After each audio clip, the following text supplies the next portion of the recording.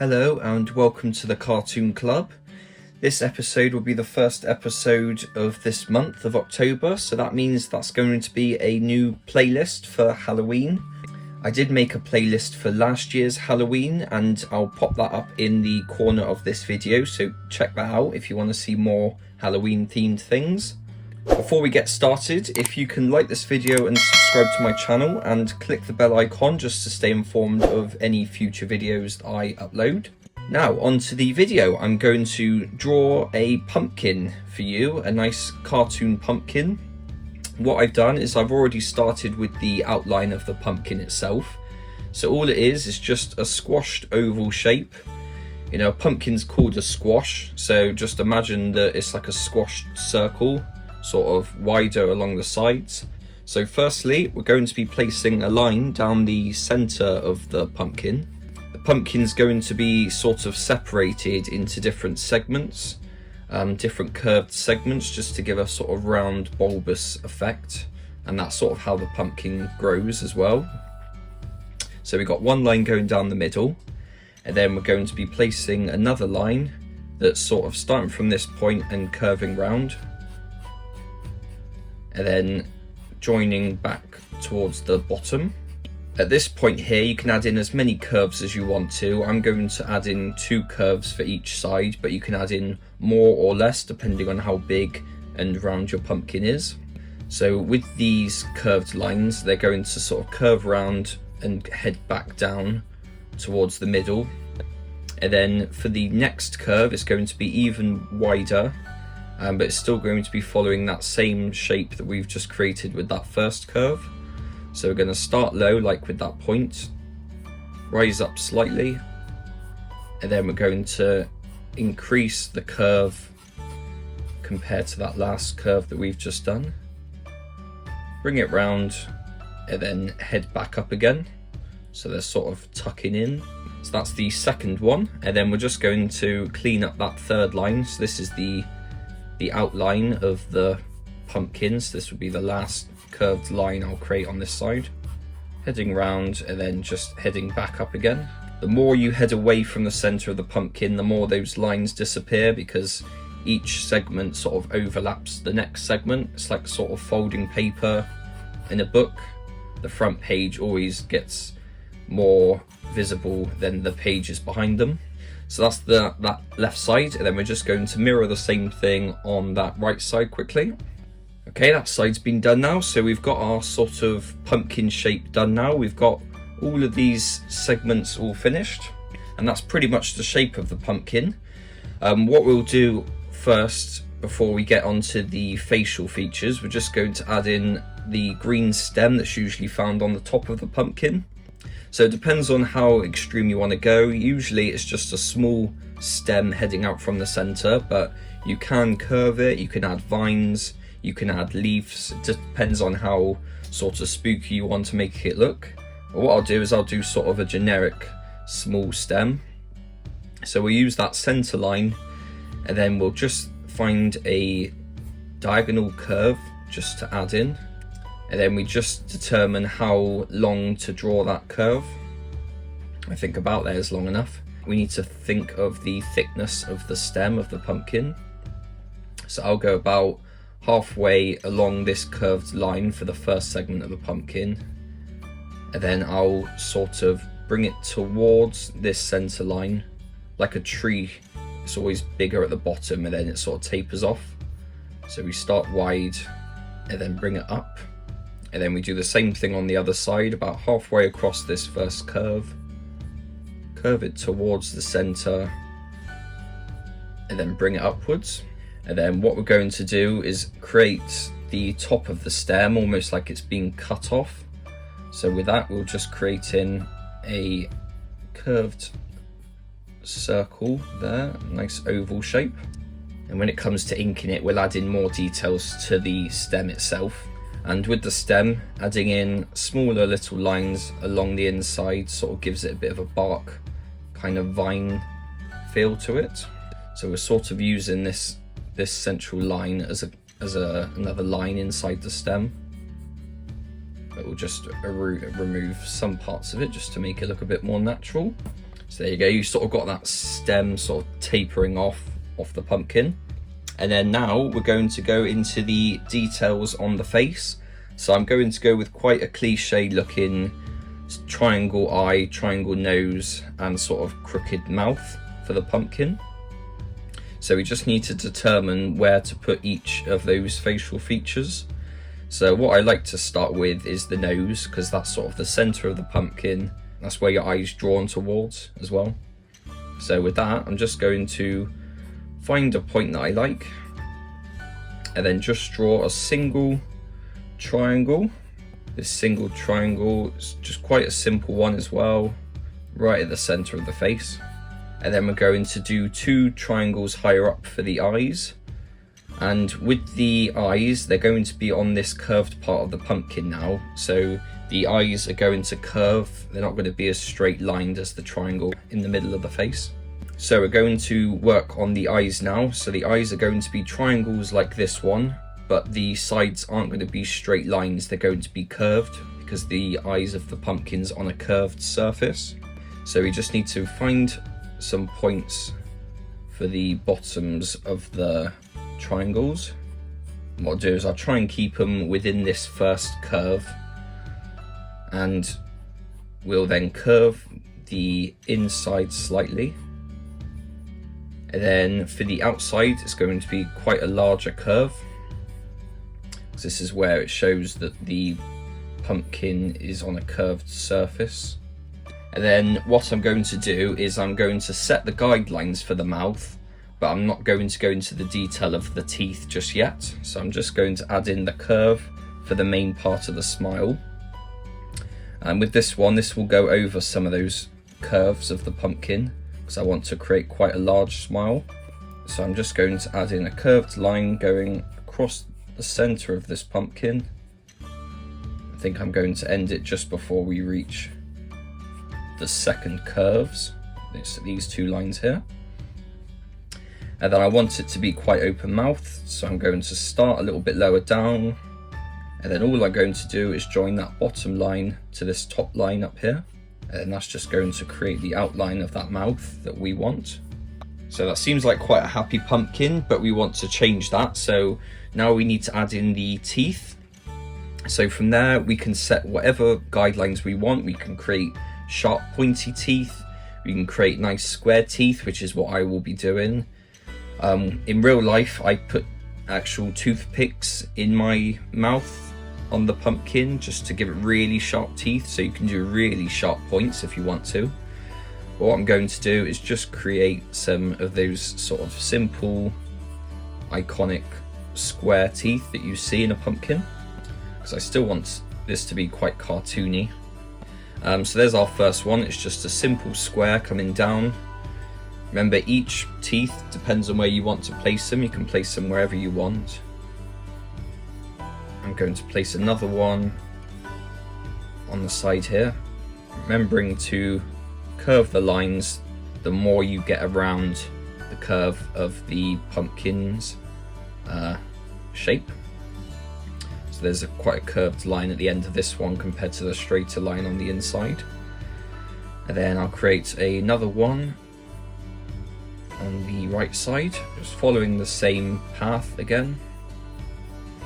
I think I'm going to just do a simple mirrored look for my pumpkin, not to make it too difficult.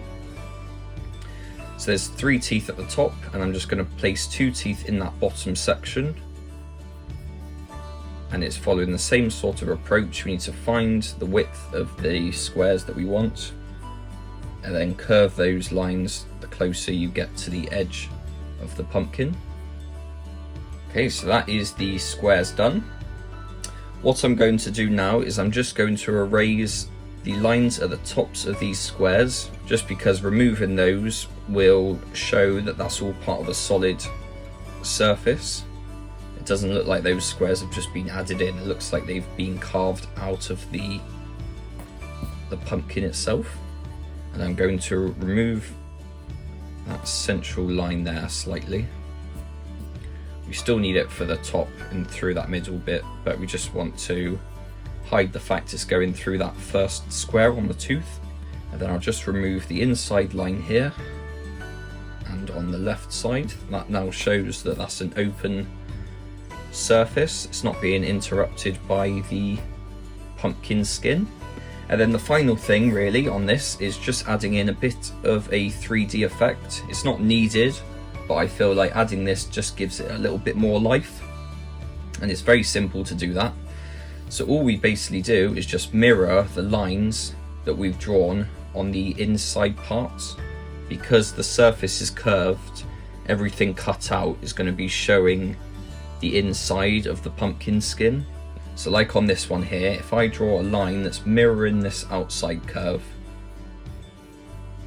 and then if I draw a diagonal line coming from this point upwards slightly, and then drawing this line straight across, it then gives the illusion that that bit there is deeper inside than this outwards bit.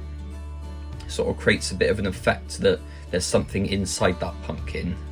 So it's a lot more three-dimensional than this left side. So what I'm going to do is just do the same on that one as well. And with the triangle there in the nose, I'm going to do the same bottom bit that I did with these eyes and add in a line going across, a diagonal line as well on either side. And then because these lines are straight, they're just straight lines going up, meeting at a point, and then there's a line that goes straight up there. So because that's our main central view, we'll see all sides of that nose. And because this is the mouth, this is the lower part, so it's showing the lower part of the pumpkin. So all the stuff towards the bottom here is going to be visible, and all the lines here are going to be hiding our 3D effect. So with the bottom, we need quite a big mirrored line going across the whole bottom of the mouth. There's no diagonal line needed on these because they will disappear up to the corners. And then we want to create some 3D effect to those teeth as well. So we need more diagonal lines. That's coming from the bottom point of those teeth and going upwards. Making sure they have to go diagonally because it's all sort of a vanishing point. It's all heading towards the central part here of the pumpkin. And then mirroring the inside lines again. Another diagonal line and another diagonal line for each top part of that tooth, and a line going across parallel to that top. And as you can see, adding in those simple diagonal lines and parallel lines gives the effect that those teeth are part of the skin as well. And now you can see that there's a bit of a cutout going along, especially if I remove these middle lines here. So it shows that that's now a solid part of the pumpkin skin. And then just before we go on to inking, we'll just do the top rows of teeth. So more diagonal lines, and then more parallel to that side. And obviously we don't need to see the bottom part like we did on here, because these teeth are also on the top part of the mouth. So there's no 3D effect that we need to show here. It's just the bottom bit, just to give that effect that this has all been pulled out. And we don't need anything in that central one because that tooth's looking straight at us. And if you imagine it going inwards, all the 3D effect will be hidden behind that square. And now all we have to do is just ink it. So I'm going to go over the entire thing, just ink up all the lines, just clean them all up, and then I'll get right back to you.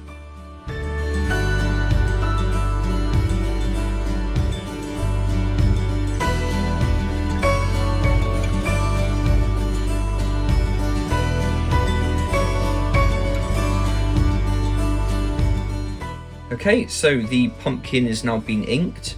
It can be kept like this if you want just a simple black and white image.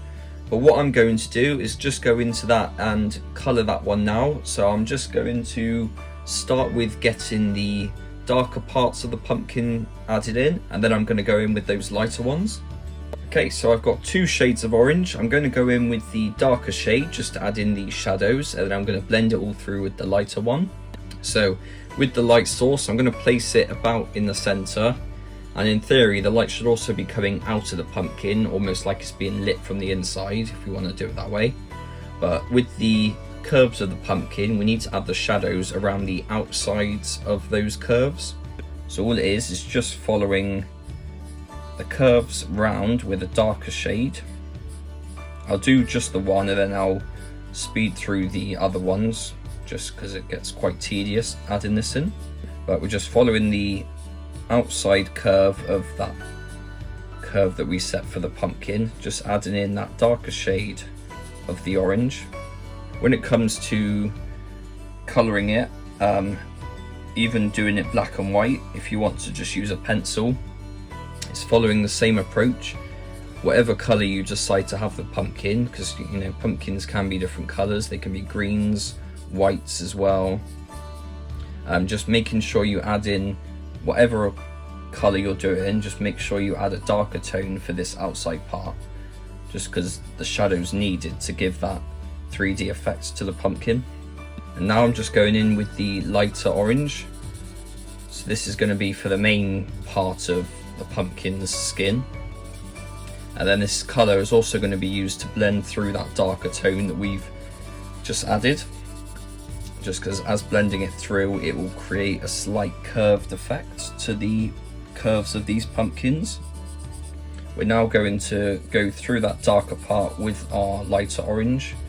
The closer it is to the front, the closer the curve is to the centre of the pumpkin, the less darker tone you need, but the further you get away, the more that darker line is the majority of the curve itself. So this last line will be quite a lot of dark orange compared to the central one, which would be quite little dark orange. Okay, now I'm quickly going to go over all these other segments.